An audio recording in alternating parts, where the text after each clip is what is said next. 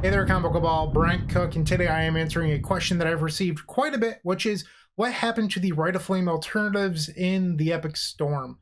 We are talking about Strike It Rich, but also Mishra's Bauble, and why Rite of Flame has been the norm the last few months. Like, what happened to make that, just standard?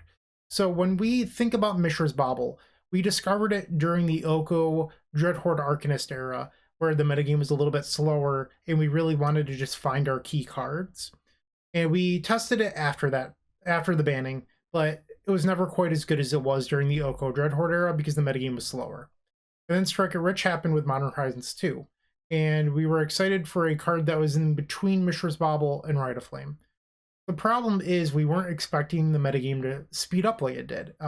Ragavan and Dragon Rage Channeler really sped up the format quite a bit, and we needed more mana because we wanted to win before that Ragavan really took over the game. The other thing that happened is Galvanic Relay. And if you think about the eras in which Rite of Flame was best, it's when you want double red, so that way you can go Burning Wish and empty the Warrens.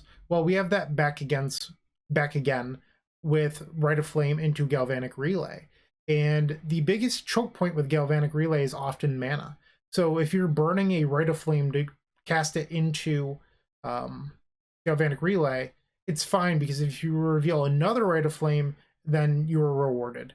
Well, with Strike It Rich, you're just down mana unless you have so much mana for some reason that you can afford not to use that treasure token that turn. Well, we don't have a whole lot of mana in the deck if you're running Strike It Rich. You just have Dark Ritual and Lion's Eye Diamond that are more than +1s. Otherwise, it's just Chrome Mox, Lotus Petal, and Opal. And those, not all of them are always active, I'll say. So we began to realize when testing Galvanic Relay that mana was the choke point more often than not, and red really rewarded the deck. So we were testing Strike It Rich, and we were just so mana hungry all the time. We switched back to Rite of Flame, and it was perfect. It was everything we've ever wanted. Does that mean that Strike It Rich is a bad card? No. I don't know if we'll ever go back to it, but there's metagames where perhaps if the format is slower that it would make sense. And then Mishra's Bauble is a card that I actually really liked when I was testing it, but the format's just so much faster than it was during that time period. Could the format ever slow down again? Maybe. If Luris was ever broken again, I could see myself playing Mishra's Bauble. So you never know. It's always important to think of cards as possibilities. Cards exist on a sliding scale with how playable they are. And just because they're not playable right now doesn't mean they won't be in the future. So keep that in the back of your head. And that's why I always pick up Storm staples or possible Storm printings when they come out, because you never know when they might one day become good.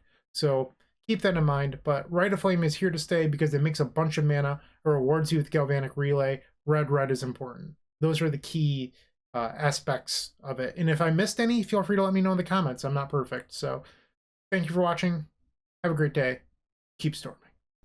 Hey, Bryant Cook here. I hope you enjoyed this video. If you did, please like and subscribe, but also follow the social media channels down below. If you want to support this content directly, I would recommend going to theepicstorm.com/shop. And if you need a little bit of assistance with the Epic Storm to get to that next level, I would recommend going to theepicstorm.com/tutoring. Don't worry, there's more great content coming right up.